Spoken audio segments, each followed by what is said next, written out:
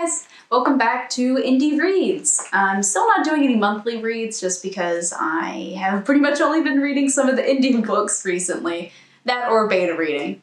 But today we're going to be going over Literally Unbelievable Stories from an East Oakland Classroom by Bronwyn Harris, which, as you can already see, the author was kind enough to give me a copy of her book and sign it and put a really sweet little note in it, so thank you very much. But every opinion, thought, etc., expressed in this video and in the written counterpart of it are completely genuine, not influenced at all by the gift or anything like that.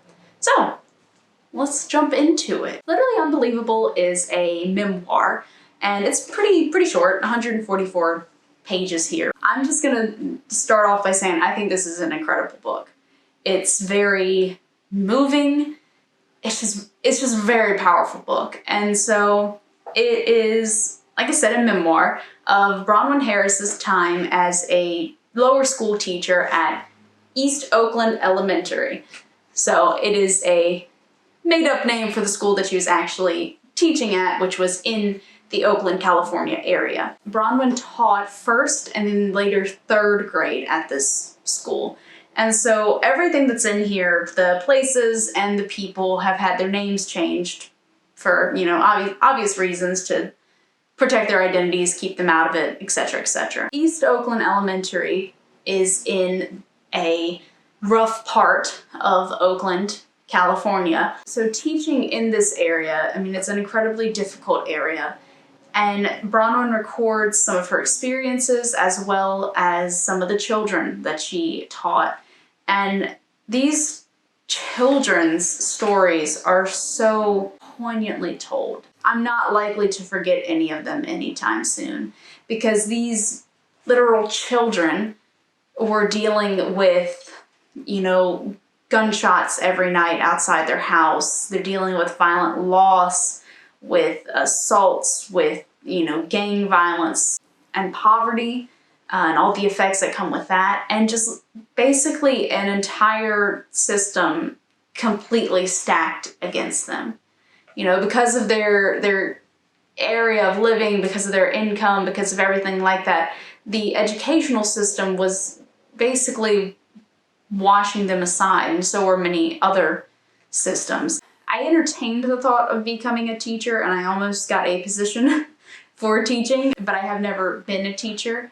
My mother was, and I have been involved with mental health and youth and tutoring, that sort of thing. But this, from a truly outside perspective, is still just as important as I think it is as somebody involved in the educational system. It's very eye-opening. It's things that you're aware of, but if you haven't had to actively deal with them, you don't necessarily focus on them or seriously think about them.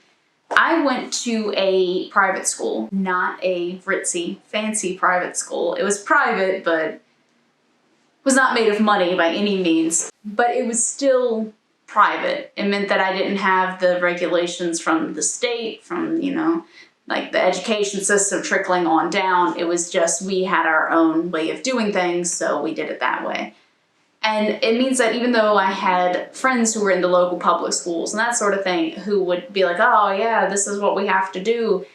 So I understood it, but seeing how standardized testing, how the pre-planned teaching, you know, like what you're going to teach, when you're going to teach it, how long you have to teach it, that sort of thing, with no room for variation or switching anything up, is pretty eye-opening for me. One of my good friends just recently became a middle school English teacher. She teaches 7th grade.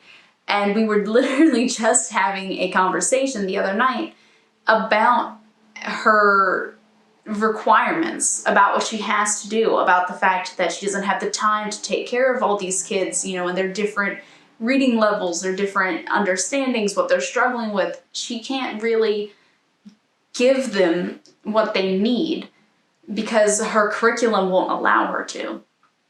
And that's something that after reading this, I understand a lot better. I can see the more harmful effects of that, where before it's like unfortunate, but you don't truly grasp the lasting consequences of it.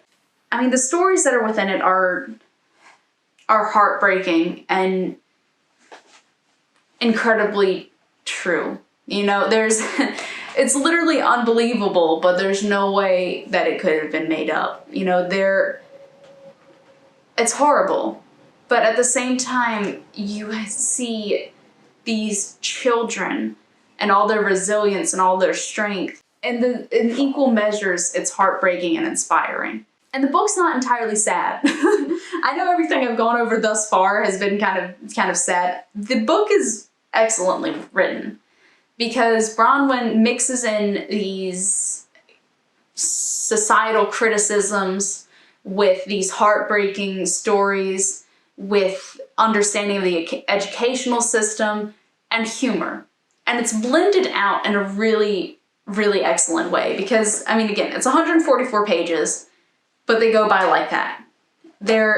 The way her segments are broken up, the way the chapters are broken up, they're done so in a way that is very easy to read, very easy to stomach, and very easy to understand.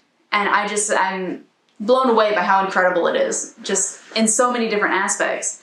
But the way she has the entirety of this story blended together is just masterfully done, because you don't lose the reader, you don't get super depressed, you don't get any of that. It's just, you get a little bit of everything and just enough of each thing for it to make a lasting impact on you. And you also have a lot of heartwarming pieces as well, because, you know, these kids were so strong, were continuing to be just so strong.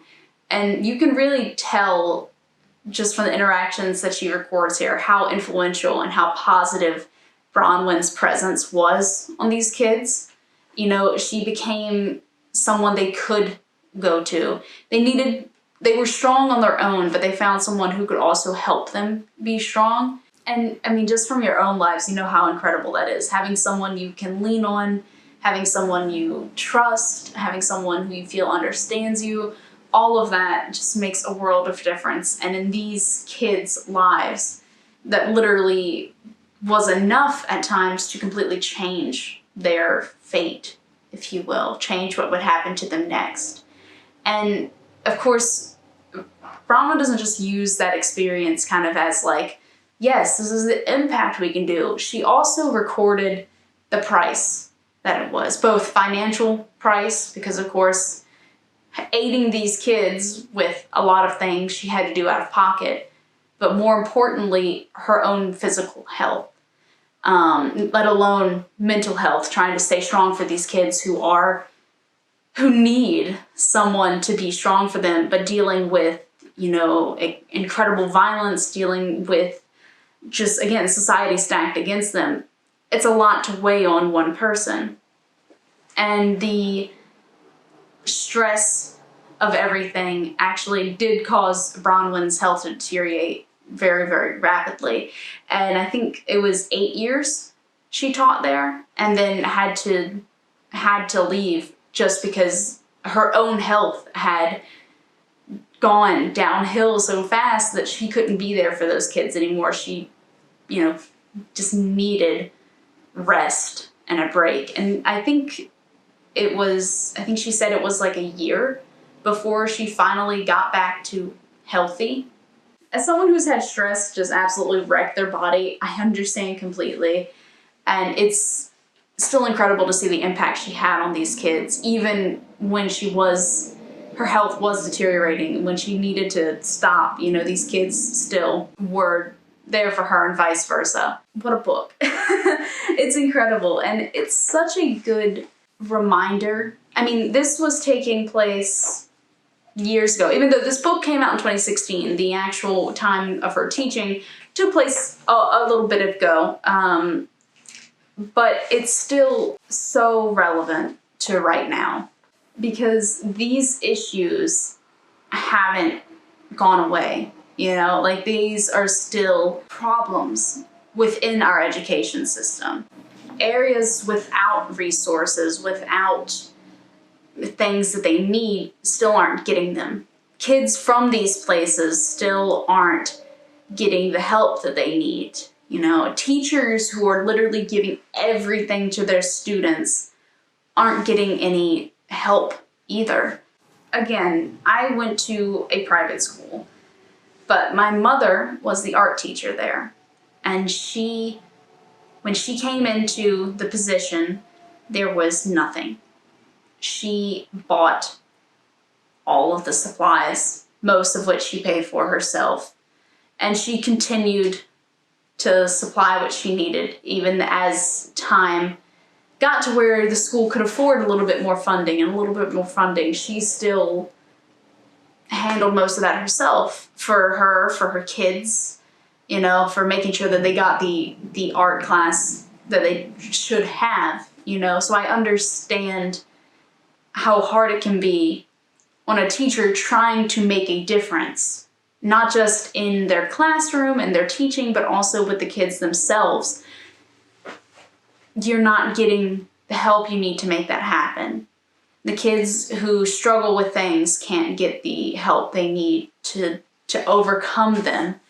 And just the areas without resources remain that way. It's an incredible thing to be reminded of. And so that's part of the reason I feel like this book is something literally for everyone.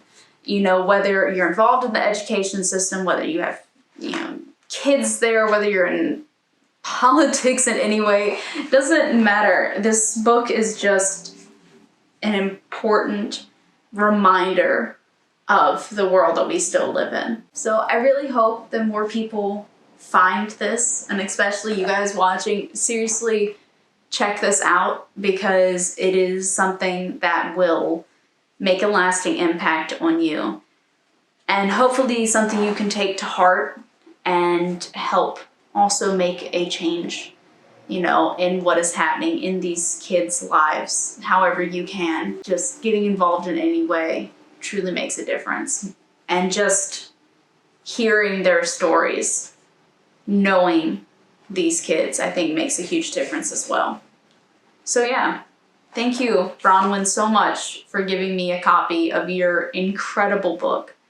And congratulations on writing something so wonderful. And thank you guys for watching. As always, you can find links to the book below. You'll also find the author's website and her Twitter. Check her out. She's a cool person. And I cannot recommend this enough. So again, thank you guys so much for watching. If you're interested in having me do a book review for you or anything, feel free to message me. I'm always ecstatic to receive new stories and doing my best to work through them as quickly as possible. And it doesn't just have to be prose. I also read poetry and whatever neat thing pops out of your head. I'm fascinated by all of it. And if you enjoyed this particular video, then please leave a like, subscribe for the next book that I get to check out. I think the next one, the next Indie Reads video will be 2 books by the same author. So keep an eye out for that. Ring the notification bell so you know when it comes out. And I will see you guys next time. Goodbye.